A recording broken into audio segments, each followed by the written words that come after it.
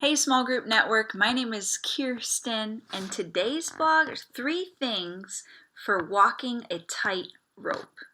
Andy Stanley says this, that some tensions are to be managed, not problems to be solved. And I was recently convicted of a conversation that I had with one of my small group point people. And he said this, with all of the groups that you oversee, how are you able to know what's taking place in all of your groups? How do you know the good and the bad?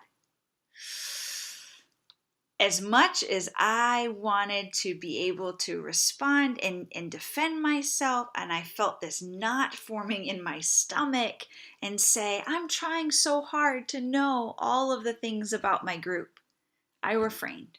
I stopped and I listened to what he had to say. And I said to him, I don't know.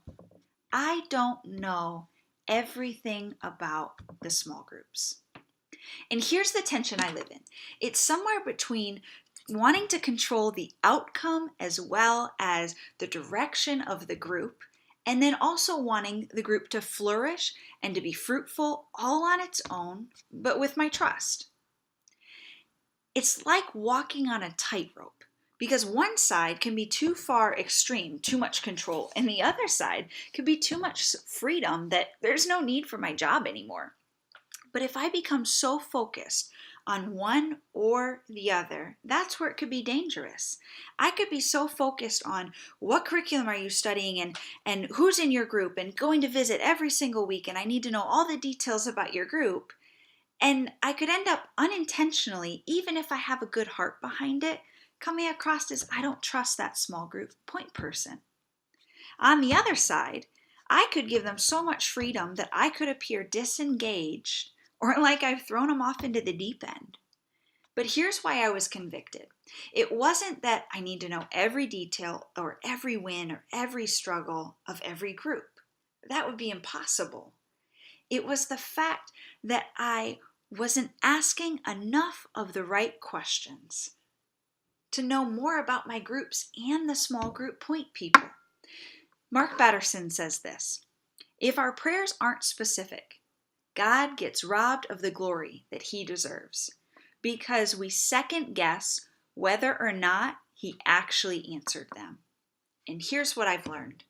The less I know about the stories of my small group point people, the less I'm able to praise God for. So here are 3 things that help me basically manage the tension instead of resolving it.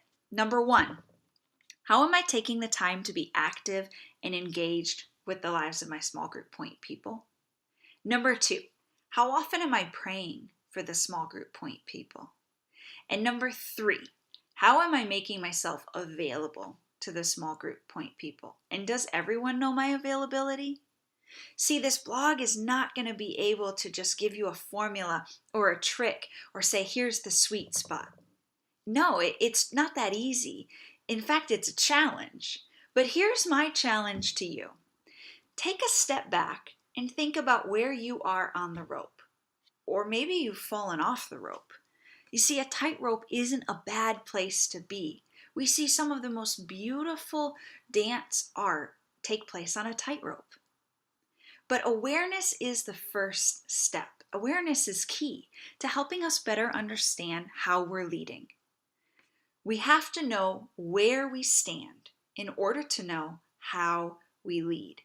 So what are the stories of the wanting and the waiting, of the hurts or the hopes and the dreams of the small group point people that you lead? Where are you on the tightrope? Or maybe you've fallen off the tightrope. You're not leading in the tension anymore and you need to get back on the tightrope. Let's live in the area of managing, not resolving, together.